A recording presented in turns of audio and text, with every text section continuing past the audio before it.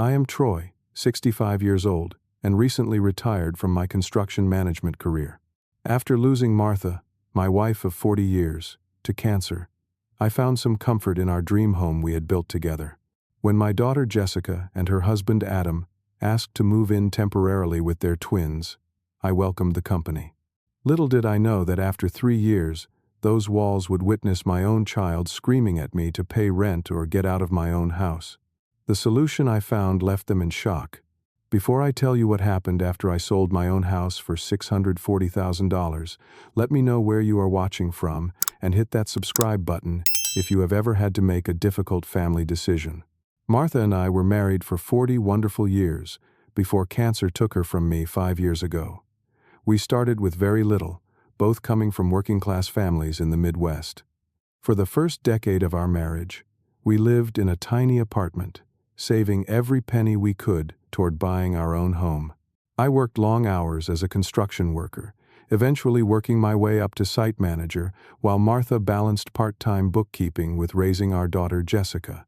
When we finally had enough for a down payment, we found a modest 3-bedroom ranch house in a nice suburban neighborhood. It needed work, but with my construction background, I saw potential where others saw problems. Over the next 35 years, I poured my heart and soul into that house. I added a sunroom that Martha had always dreamed about, built a covered deck for summer barbecues, renovated the kitchen twice, and finished the basement into a cozy family room. Every corner of that house had my sweat equity in it. Jessica grew up in that house. I can still picture her running down the hallway as a little girl, her bedroom walls changing colors through her various phases, from pink to purple, to eventually a sophisticated blue when she hit her teen years. Martha and I tried to give her everything we could without spoiling her. We paid for her dance lessons, her softball equipment, and eventually her college tuition. We wanted her to have the opportunities we never had. Jessica was always bright, outgoing, and determined. She graduated with honors and got accepted to a prestigious university on a partial scholarship. We were so proud watching her walk across that stage to receive her diploma. It was at university that she met Adam, a charming and ambitious young man studying computer science. I remember the first time she brought Adam home. He seemed respectful, intelligent, and he clearly adored Jessica. Martha and I were impressed with his polite manners and clear goals. They dated for 3 years before getting engaged. When they announced their engagement, Martha was overjoyed at the prospect of planning a wedding. We offered to pay for the wedding, wanting to give our only daughter a beautiful start to her married life. The wedding itself was more lavish than Martha and I had envisioned. What started as a modest affair gradually grew as Jessica and Adam added more guests, upgraded menu options, and selected a premium venue. The final bill came to $35,000, nearly depleting our savings at the time, but seeing Jessica so happy made it worth every penny. After the wedding, Jessica and Adam both landed good jobs, she as a marketing executive and he as a software developer. They rented a nice apartment in the city and seemed to be doing well. Martha and I were pleased to see them establishing themselves and building their careers. When they announced they were expecting, we were ecstatic about becoming grandparents. Martha never got to meet our grandchildren. Her cancer diagnosis came when Jessica was 5 months pregnant with twins. The disease moved aggressively, and despite treatments, we lost her just 3 months later. Jessica gave birth to Alexander and Sophia 2 months after the funeral. Those babies became my lifeline during that dark time, giving me a reason to keep going when grief threatened to overwhelm me. For 2 years, I lived alone in our house, visiting Jessica and Adam regularly to see the twins. I was managing okay on my retirement savings and pension, keeping busy with small home projects and a part-time consulting role with my old construction firm. Then came the call that would change everything. Jessica called one evening, sounding stressed. She explained that their apartment rent had increased significantly, childcare costs were overwhelming, and they were struggling to make ends meet despite their good salaries. She asked if they could move in with me temporarily, just for 6 months while they saved for a down payment on their own place. I immediately said yes. The house felt too empty with just me rattling around in it, and the thought of having my grandchildren under my roof brought me joy. We agreed they would handle their own expenses while I would continue covering the household bills, property taxes, and maintenance. No rent was discussed because, in my mind, family helps family, and this was meant to be a short-term arrangement. The day they moved in was one of the happiest I had experienced since losing Martha. The twins, now 7 years old, filled the house with noise and energy that had been missing for too long. Jessica set up their rooms. Adam installed some smart home features that I found fascinating, and suddenly my quiet evenings were replaced with family dinners and bedtime stories. Looking back now, I can see the early warning signs that I chose to ignore. The first time Jessica referred to the master bedroom as their room instead of mine. The casual way Adam suggested I might be more comfortable in the smaller guest room so the twins could each have their own space.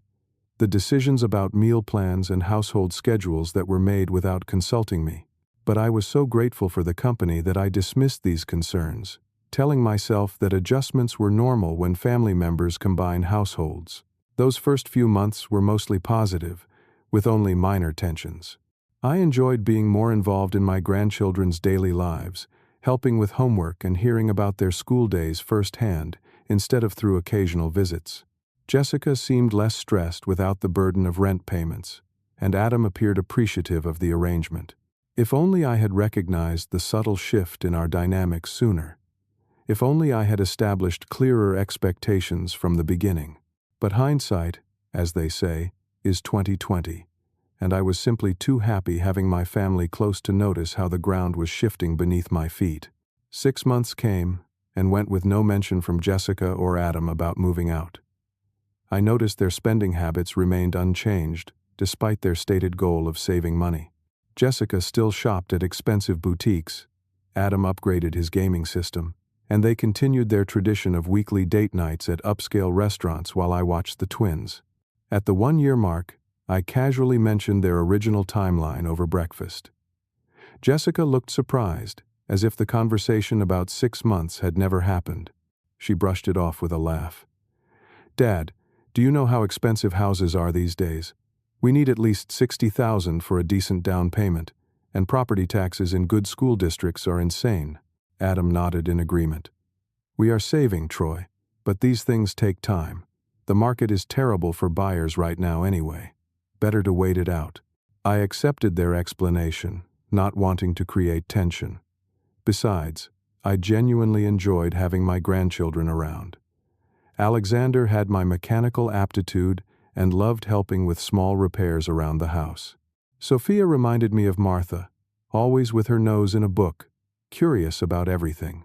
Around this time, I fully retired from my consulting work. My income became fixed, limited to my pension and Social Security. I had savings, of course, and the house was paid off, but I needed to budget carefully to ensure my retirement funds would last. Jessica and Adam knew this, yet their contributions to household expenses remained minimal and inconsistent. The first serious argument came when Adam decided our living room needed updating. Without consulting me, he ordered a new sectional sofa to replace the one Martha and I had purchased 15 years earlier.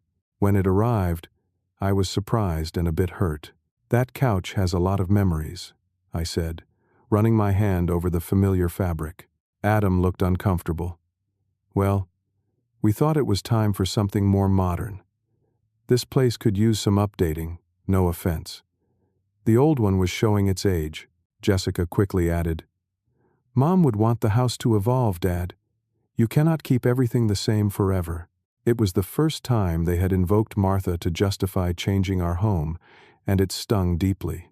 But I swallowed my objections, helping them arrange the new furniture while the old sofa, where Martha and I had spent countless evenings, was hauled away to a donation center.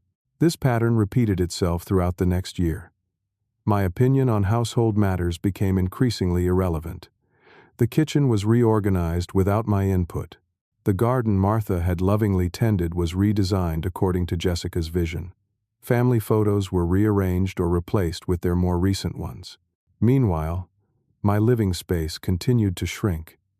What began as a suggestion that I might be more comfortable in the smaller bedroom evolved into me occupying the smallest room in the house, my personal belongings, gradually migrating from common areas into my increasingly crowded quarters.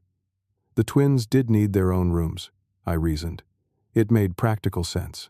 Yet I could not shake the feeling of being slowly erased from my own home. Adam became particularly critical of what he called my outdated tastes. The wooden furniture I had crafted by hand was dismissed as old-fashioned. My morning routine of brewing coffee and reading the newspaper on the porch apparently disrupted their preferred schedule. Even the volume at which I watched evening television became a source of friction. "Dad, could you please turn that down?" Jessica would ask with barely concealed irritation. "The kids are trying to do homework, and we can hear that all the way upstairs." I began using headphones, retreating further into my small corner of what was once my domain. When I attempted to discuss a timeline for their eventual move, the responses grew increasingly vague. The housing market was still unfavorable. School district considerations made their search complicated. They needed to save more. Each excuse sounded reasonable in isolation, yet the pattern was clear. They had no intention of leaving. After 2 years under this arrangement, I realized I had become like a guest in my own home. I knocked before entering rooms. I asked permission to use the backyard for my small vegetable garden. I scheduled my showers around their preferred times, all while continuing to pay the mortgage, property taxes, insurance, and most utilities.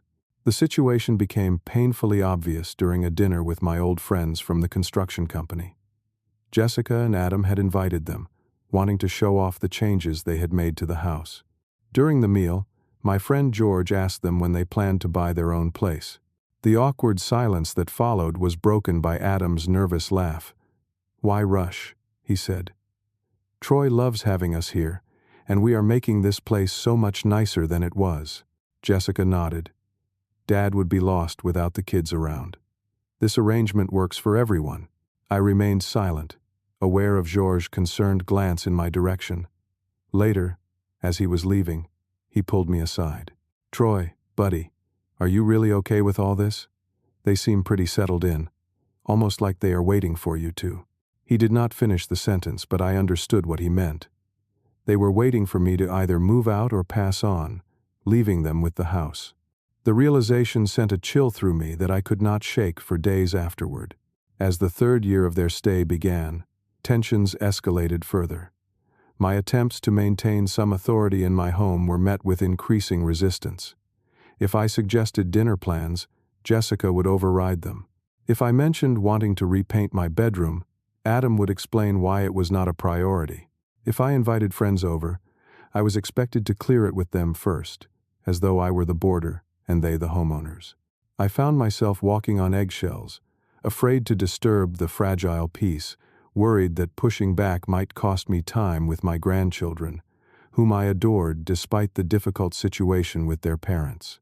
Alexander was now 10, with an interest in building models that reminded me of myself at his age. Sophia had developed a talent for piano, filling the house with music that soothed my troubled heart. But the cost of that relationship was becoming increasingly steep. My identity, my autonomy, and my dignity were being eroded day by day in the home I had spent decades building.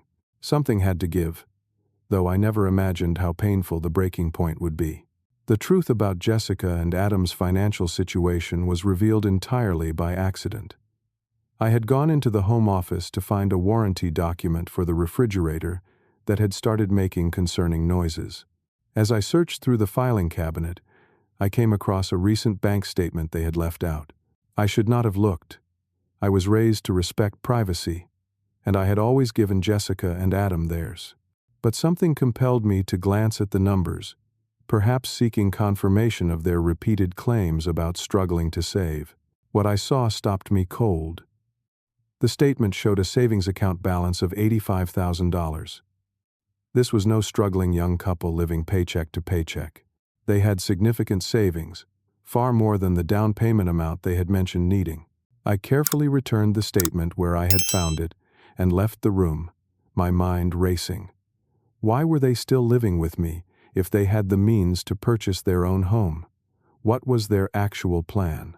A week later, I overheard Jessica on the phone with her friend, excitedly discussing an upcoming trip to Hawaii they had booked for the summer.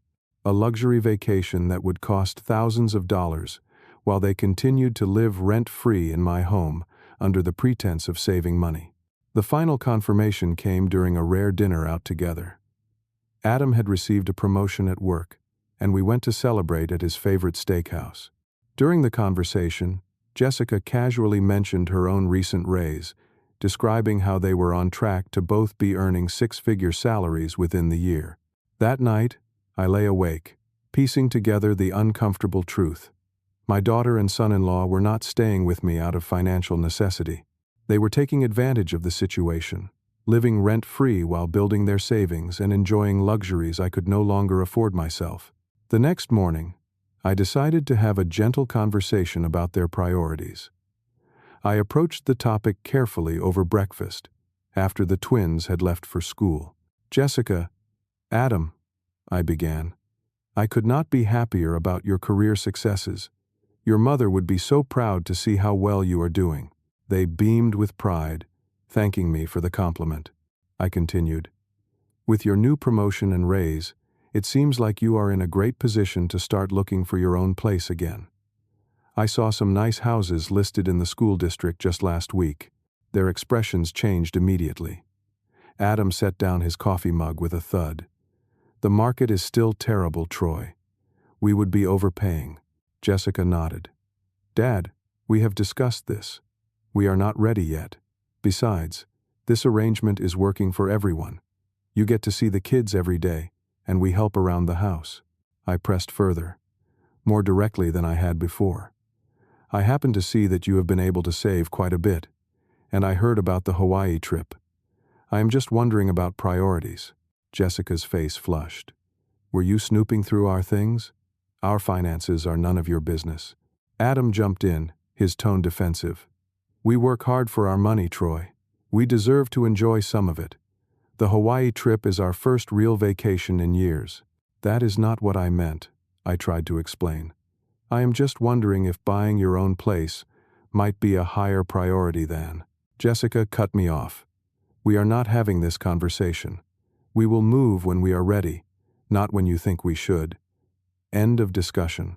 They both left for work shortly after, leaving me with an unfinished conversation and growing concerns.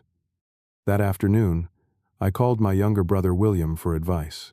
He had always been the more practical one between us, with a no-nonsense approach to family matters. "Troy," he said after listening to my situation, "you are being taken advantage of. Plain and simple. They have no incentive to leave because you have made it too comfortable for them to stay." I protested weakly. "They are family, Will. I cannot just kick them out." William sighed. "They are adults taking advantage of their father, not children needing shelter. There is a difference between supporting family and enabling entitled behavior. Martha would not have let this continue, and you know it." His words stung because they contained truth. Martha had always been better at setting boundaries with Jessica than I was. She would have seen through the excuses much sooner. Later that week, I met with my financial advisor, Frank, for our annual review of my retirement accounts. When I mentioned my living situation, his concern was immediate and practical. "Troy, this arrangement is putting your retirement at risk," he explained, showing me projections on his computer. "You are carrying costs that were not factored into your retirement plan. At this rate, you could outlive your savings, especially with increasing medical costs as you age." The numbers did not lie. While my house was paid off, the increased utility bills, groceries for 4 additional people, and various expenses associated with the twins were steadily depleting my fixed income. I had even started drawing from my savings to maintain the household, a dangerous trend for someone in retirement. That evening, I sat on the porch alone, wrestling with conflicting emotions. I loved having my grandchildren nearby. Their laughter and energy brought life to the house. But I was increasingly resentful of their parents, my own daughter included. The relationship had become unbalanced in a way that was unsustainable. Over the next few weeks, I noticed a growing coldness in Jessica's attitude toward me. She spoke to me less, often communicating through the children instead of directly. When we did interact, there was an underlying tension that had never existed before our conversation about their finances. Then came the moment that truly opened my eyes to their long-term intentions. I had come home earlier than expected from my weekly chess game at the senior center to find Jessica and Adam in deep conversation at the kitchen table. I paused in the hallway when I heard my name mentioned. "What are we going to do about Dad?" Jessica was saying, her voice low but clear. "He is getting more difficult about us staying here." Adam replied, "We just need to make it a little longer. Once the house is ours, we can renovate everything the way we want. No more walking on eggshells around his outdated preferences." Jessica sighed. "I know, but he keeps bringing up us moving out. Maybe we should start looking at places just to appease him, but take our time with the process. We have put too much into this place to leave now," Adam insisted. "The new roof, the smart home system, the backyard renovation, those are investments in our future home. He is not going to live forever, and the house will be yours eventually anyway." I quietly retreated to the front porch, my heart hammering in my chest. Their words repeated in my mind, each repetition more painful than the last. They were waiting me out. All the improvements they had pushed for, often against my wishes, were not for me or even for our shared living situation. They were investments in what they clearly already considered their future home. My home. The home Martha and I had built together. For the first time, I allowed myself to feel the full weight of my anger and hurt. This was not what family was supposed to be. This was not how I had raised my daughter to treat others, especially not her own father. Something fundamental had changed in Jessica, or perhaps I had simply failed to see who she had become. That night, I made a decision to speak with a lawyer about my options. I needed to protect myself, my future, and yes, the memory of what Martha and I had built together. But before I could put that plan into action, events took an even more painful turn. My 65th birthday arrived with little fanfare. In previous years, even after Martha passed, Jessica had always made an effort to celebrate with a special dinner or small gathering. This year, there was only a hurried happy birthday from her as she rushed out the door to work, and a belated text message from Adam. The twins made me handmade cards that brought tears to my eyes, their innocent affection a stark contrast to their parents' behavior. Alexander had drawn a picture of us building his model airplane together, while Sophia had written a sweet poem. Those cards became instant treasures to me. Determined not to wallow in self-pity, I decided to make my own birthday special. I bought premium steaks, potatoes for baking, and ingredients for Martha's famous chocolate cake recipe. I texted Jessica in the afternoon, inviting them to join me for a birthday dinner I would prepare. Her response came hours later. "Sorry, Dad. Adam and I have a work thing tonight. Save us some cake?" I sat at the dining table alone that evening, the carefully prepared meal for 5 reduced to a solitary portion. The twins were at friends' homes for scheduled playdates. The empty chairs around me seemed to mock my efforts at maintaining a family connection. When Jessica and Adam finally returned home around 10, I was in the living room watching an old Western. The remaining food was wrapped and stored in the refrigerator, including the largely untouched birthday cake. Jessica glanced at the cake on the counter. "Oh, you made Mom's recipe. That looks good," I asked. "How was your work event?"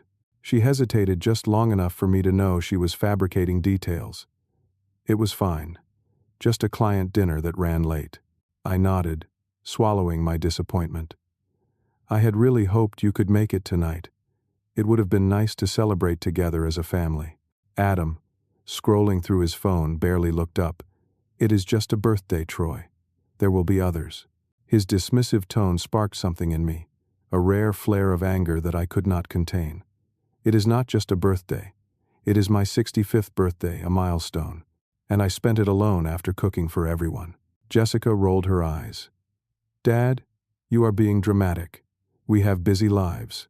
We cannot drop everything for a birthday dinner you decided to plan at the last minute." "I planned it because no one else did. I responded, my voice rising. In the past, you always arranged something for my birthday. What changed? Do not start this again, Jessica warned. We are tired and not in the mood for one of your guilt trips. Guilt trips? I stood up now, unable to remain seated with the emotions coursing through me. Is that what you think this is? I have given you everything. My home, my space, my retirement comfort, and I cannot even get a birthday acknowledgement? Jessica's face hardened. Given us? We do everything around here. We maintain this place. We cook. We clean. We have updated this house from the 1990s. You should be thanking us. Adam stepped forward, his posture confrontational.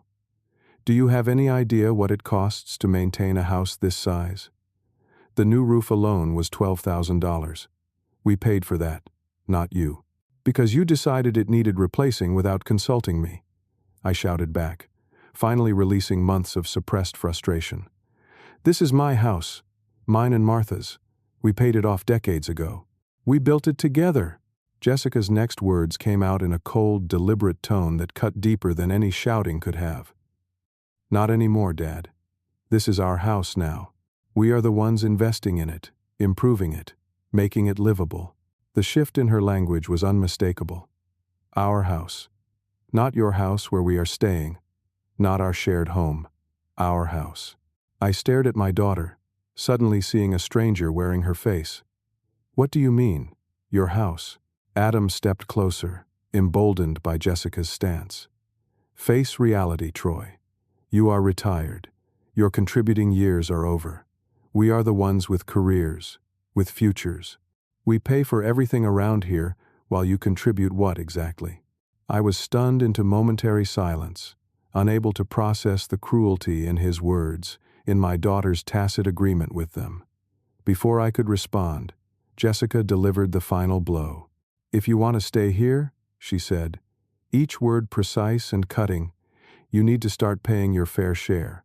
$1,200 a month in rent, plus utilities. Otherwise, you can find somewhere else to live. Rent? I echoed in disbelief. You want me to pay rent in my own home? The home I paid off 30 years ago? Adam snorted. Paid off with what? Your construction salary? That would barely cover property taxes these days. The value in this house comes from the neighborhood appreciation and the improvements we have made. I looked between them.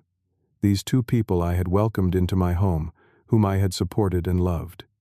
In that moment, I saw the truth with painful clarity. They did not view me as family deserving of respect and consideration. I was an inconvenience, an obstacle to their plans, a relic they were waiting to discard. Without another word, I turned and walked to my bedroom, closing the door quietly behind me.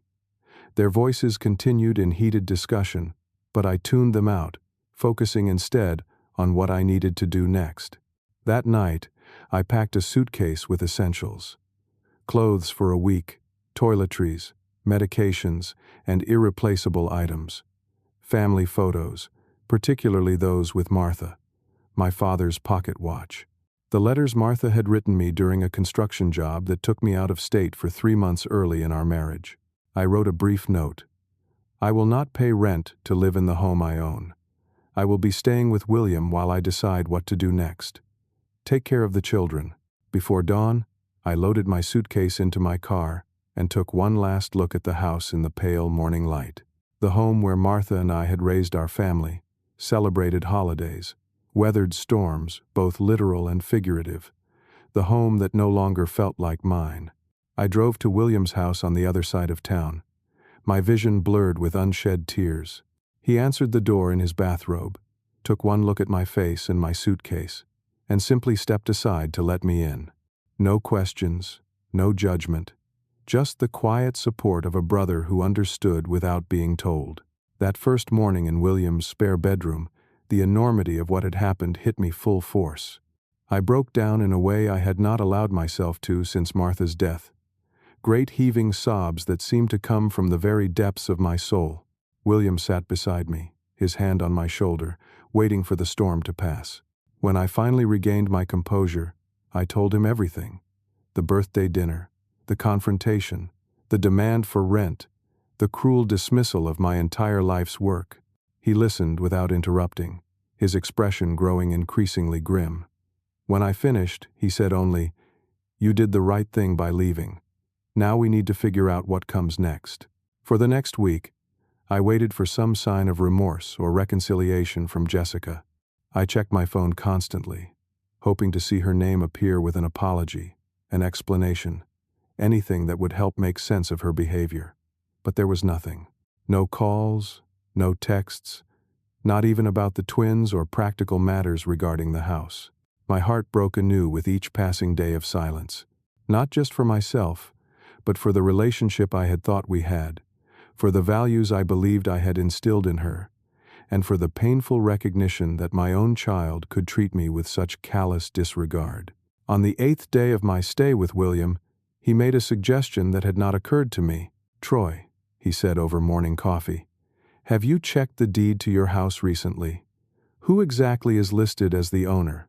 I thought about it, realizing I had not looked at the paperwork in years. The mortgage was paid off long ago, and I had simply assumed everything remained in my name after Martha passed. William drove me to the county records office that morning. The clerk was helpful, quickly locating the documents we needed. The house was indeed solely in my name. Martha and I had owned it jointly, and upon her death, full ownership had transferred to me.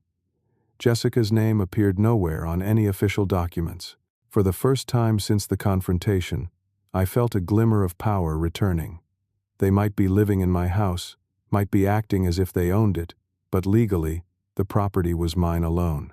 William suggested we consult with his lawyer, Franklin, a no-nonsense estate attorney who had helped him with various matters over the years. Franklin agreed to see us that same afternoon, reviewing the deed and listening to my situation with professional detachment. "Mr. Bradshaw," Franklin said, when I had finished explaining, "legally speaking, your position is clear and strong. You are the sole owner of the property.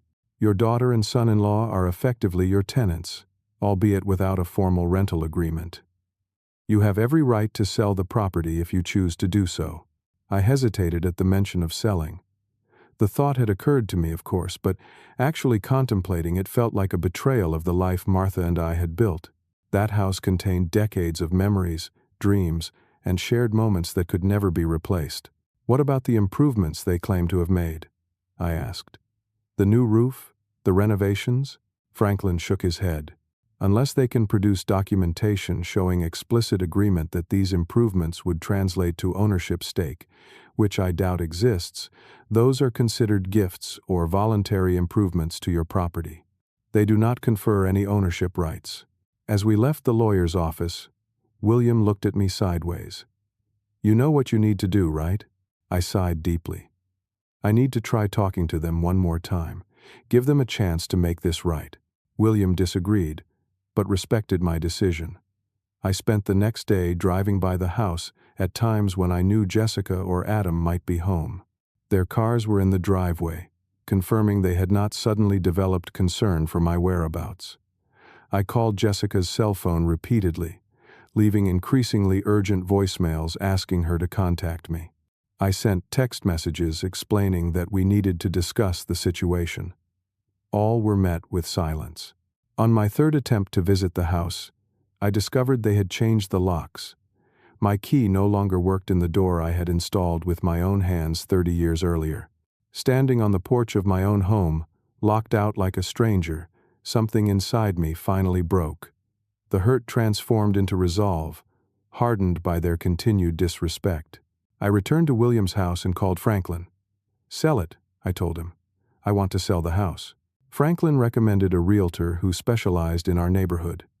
Sandra was efficient and direct, arriving at William's home the next day with comparable sales data and market analyses. After viewing photos of my property and hearing about its features, she estimated its value between $590,000 and $640,000, significantly more than I had realized.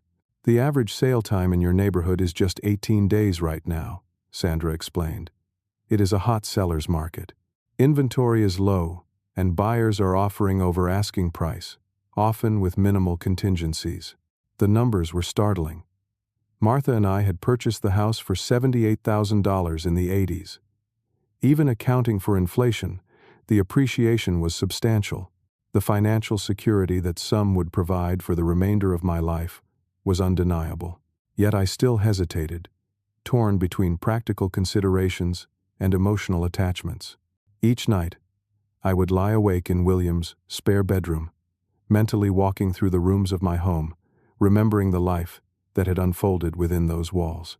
Martha gardening in the backyard, Jessica taking her first steps across the living room, holiday gatherings around the dining table. How could I put a price tag on those memories? William, ever practical, helped bring clarity to my swirling thoughts. The house is not the memories, Troy, he reminded me gently. You will carry those with you wherever you go. What Jessica and Adam did, that is what's destroying the sanctity of your home, not selling it.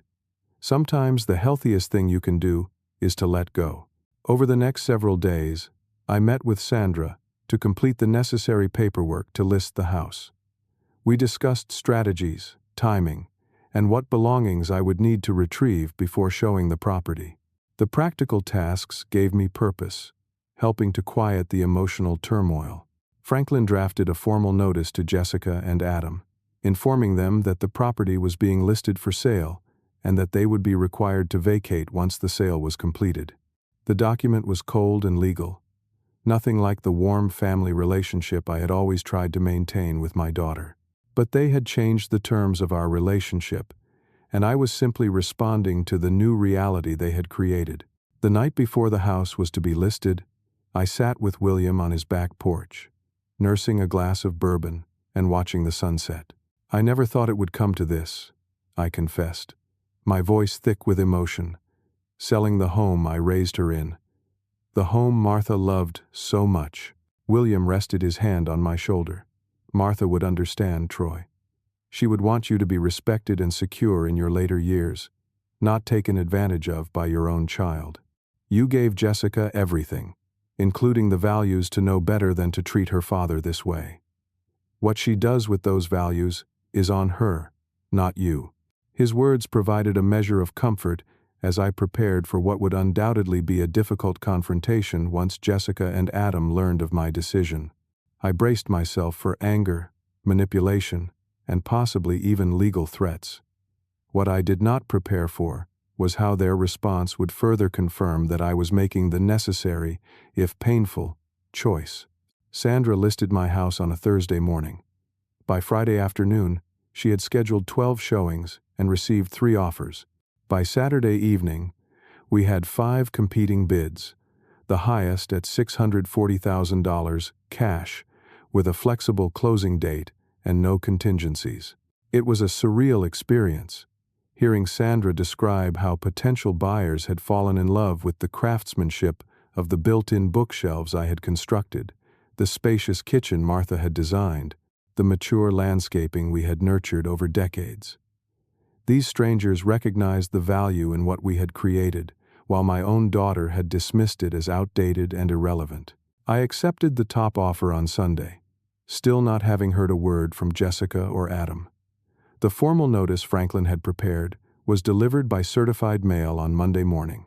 I imagined Jessica's face as she signed for the envelope, not yet knowing its contents would shatter her assumptions about the future.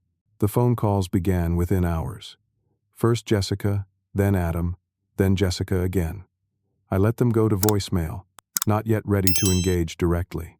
Their messages evolved from confused to demanding to desperate as the reality of the situation apparently sank in.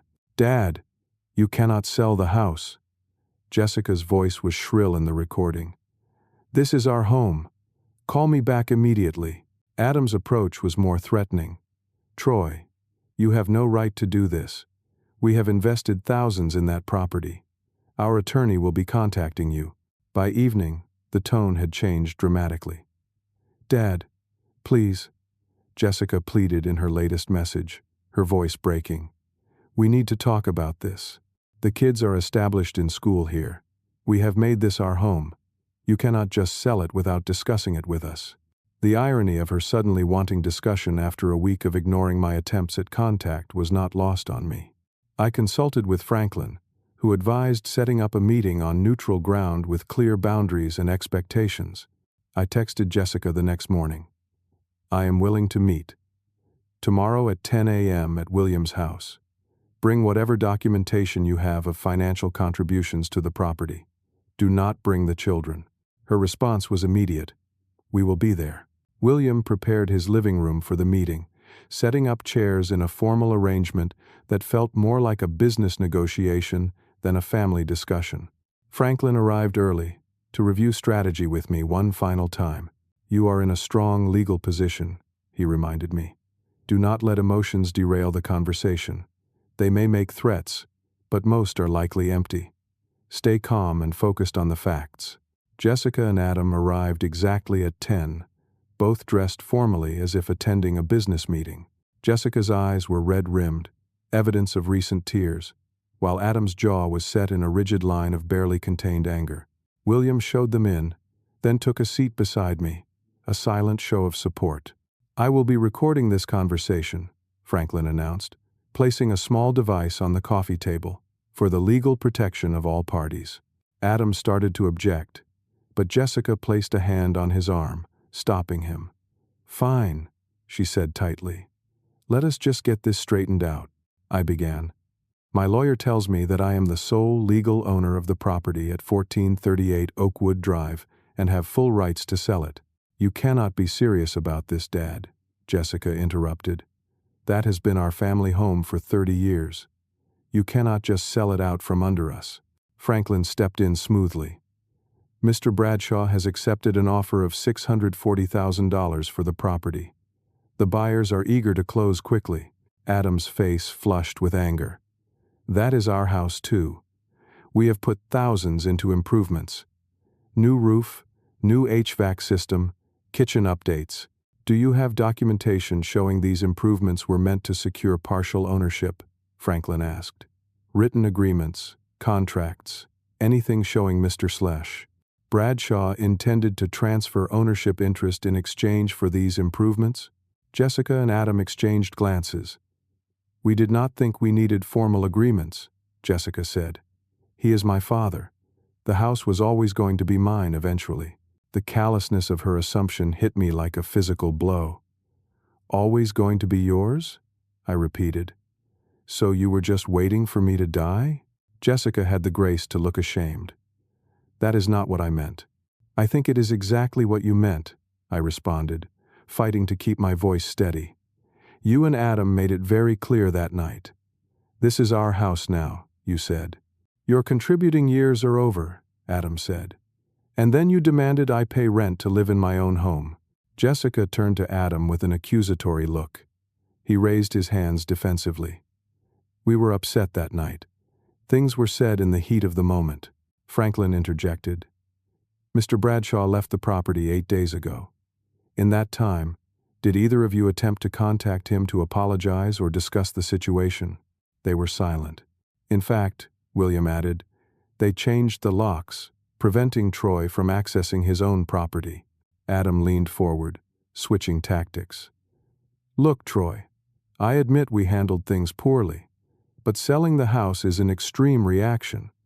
Let us discuss a compromise. Maybe a formal rental agreement? We could pay you market rate.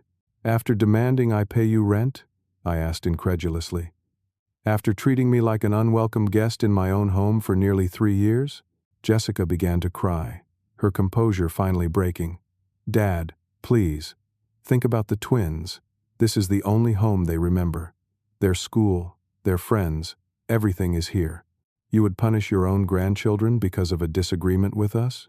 I felt my resolve waver at the mention of Alexander and Sophia. My love for them was profound and uncomplicated in a way my relationship with their parents no longer was. But William caught my eye across the room, giving me a slight shake of his head. He could see the manipulation for what it was. I am not punishing anyone, Jessica, I said firmly. I am making a decision about my property and my future, just as you and Adam made decisions about my place in what you now consider your home. Adam tried one last approach. We will contest this sale. We have legal rights as residents. We can delay this for months, maybe years. Franklin smiled thinly. You are welcome to try, Mr. Harris. But I should inform you that as non-owner occupants without a formal lease agreement, you would be classified as month-to-month tenants at best. Mr. Bradshaw has the right to terminate that arrangement with proper notice, which has been provided. Fighting this would be costly, lengthy, and ultimately unsuccessful. The meeting continued for another hour, cycling through anger, bargaining, guilt, and finally, reluctant acceptance.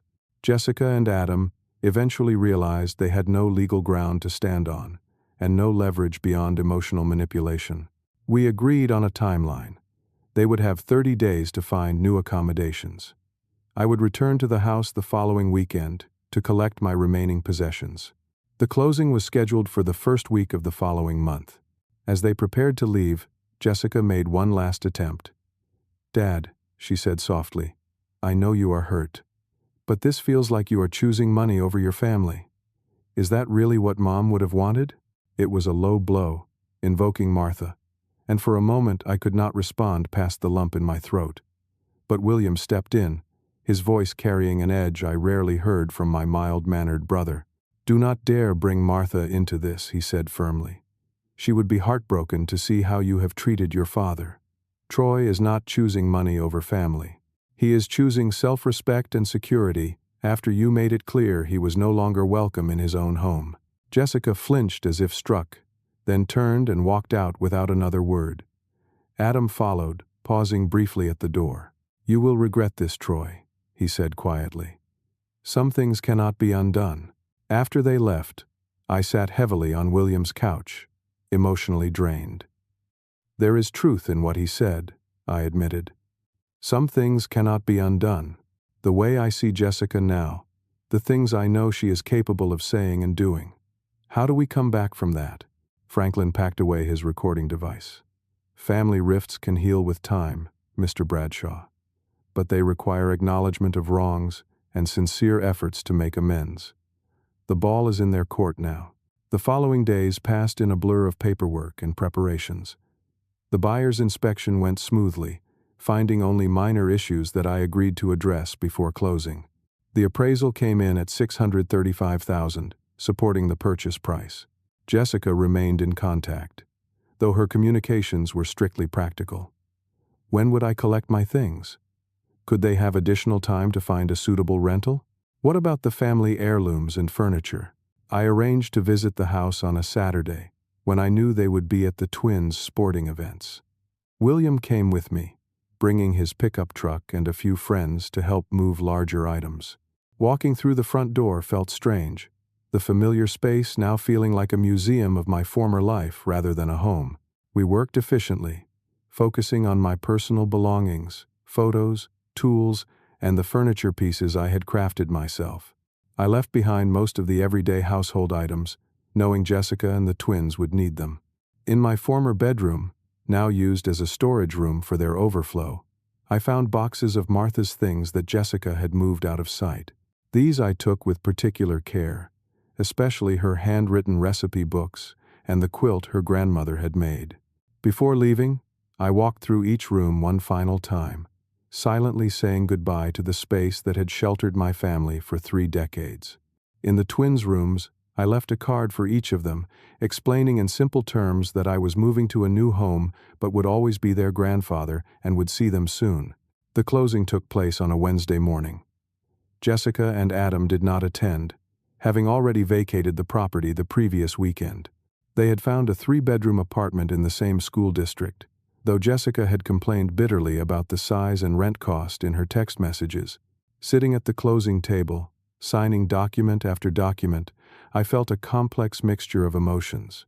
Grief for the home I was leaving behind, relief that the conflict was reaching resolution, uncertainty about what my relationship with Jessica would look like moving forward, and underneath it all, a growing sense of liberation, of having reclaimed control over my life and future after years of slowly surrendering it. When the final paper was signed, the closing agent handed me a cashier's check for $640,000, minus the small remaining mortgage balance. It was an enormous sum, representing not just the market value of the property but the decades of care, improvement, and love that had gone into it. I carefully placed the check in my wallet, thanked everyone present, and walked out into the bright morning sunlight, no longer a homeowner but considerably more financially secure than I had been a month earlier. Several family members took Jessica's side in the aftermath, calling my decision cruel and unnecessary.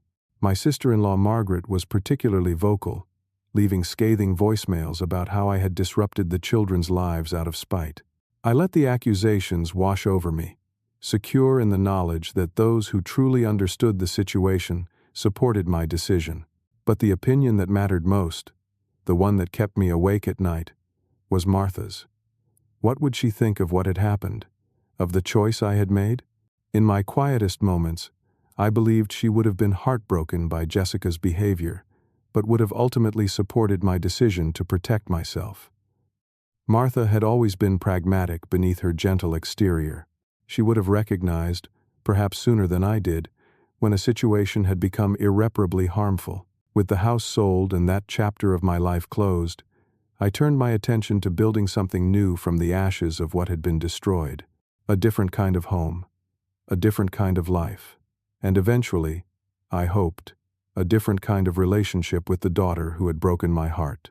With my newfound financial security, I purchased a comfortable 2-bedroom condo in a pleasant senior living community about 15 minutes from William's house. It was single-level, with no stairs, energy efficient, and part of a well-maintained complex with a community center and small park. The homeowners association fees covered exterior maintenance, lawn care, and access to a pool and fitness center, freeing me from the physical demands of home ownership that had become increasingly challenging as I aged. The space was smaller than my old house, but perfect for my needs.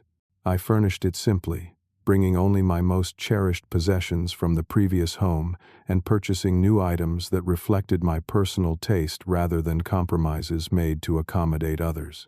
For the first time in years, every decision about my living space was entirely my own, from the color of the bathroom towels to the arrangement of the living room furniture. Meanwhile, Jessica and Adam adjusted to apartment living with evident difficulty. Through the twins, who I began seeing for bi-weekly dinners at William's house, I learned that their new place was cramped compared to my former home. Adam complained constantly about the noise from neighbors, while Jessica struggled with the limited kitchen space and lack of yard for the children to play in. Their financial reality had shifted dramatically as well. The market rate rent for a 3-bedroom apartment in a good school district consumed a significant portion of their income, even with their combined 6-figure salaries. The luxuries they had enjoyed while living rent-free in my house, the designer clothes and expensive vacations, were curtailed by necessity. For the first 3 months after the sale, my direct communication with Jessica was minimal and strictly practical, primarily coordinating my visits with the twins. Adam avoided me entirely, making himself scarce when I picked up or dropped off the children. The wounds were still raw, the words exchanged during our confrontation still echoing between us. I focused on rebuilding my life during this period. I joined a woodworking club at the community center, finding joy in creating small projects with fellow retirees. I reconnected with old friends from the construction industry for weekly card games. I even began taking cooking classes, determined to master some of Martha's recipes that I had never learned during our marriage. Most importantly, I met with a financial advisor to ensure the proceeds from the house sale would provide for my needs throughout retirement. We established a conservative investment strategy, created a reasonable monthly budget, and set aside funds for potential medical expenses. For the first time in years, I felt financially secure and in control of my future. The first sign of thawing in my relationship with Jessica came via text message one ordinary Tuesday evening, 3 months and 2 days after the closing. "Dad, are you free for coffee sometime this week?" "Just me, no Adam. I would like to talk." We met at a neutral cafe halfway between our new homes. Jessica arrived looking tired but composed, dressed simply compared to her usual stylish appearance. We exchanged awkward greetings and made small talk about the twins before addressing the elephant in the room. "I have been doing a lot of thinking," Jessica began, staring into her coffee cup, "about how everything happened, about how we treated you." I remained silent, giving her space to continue. It was wrong, she admitted, finally meeting my eyes.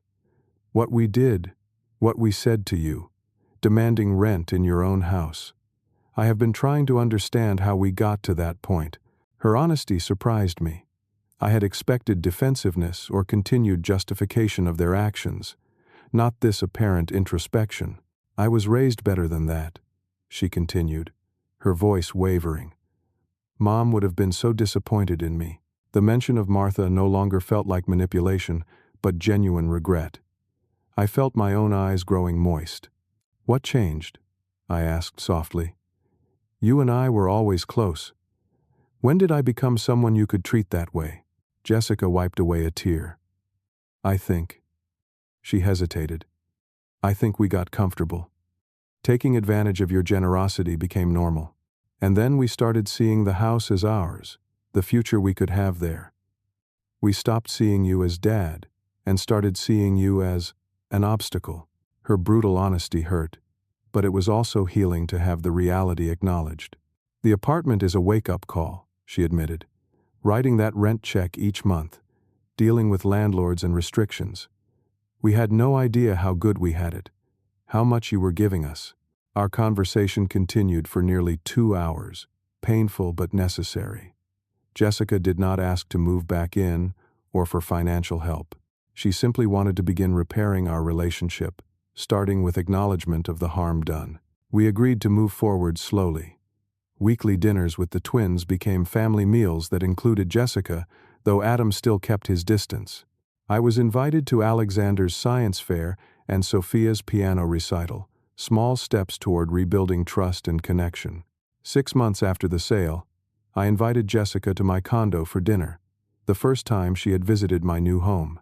She commented on how peaceful and organized the space felt, so different from the tension that had permeated the old house in its final years. You seem different, Dad, she observed as we sat on my small balcony after dinner.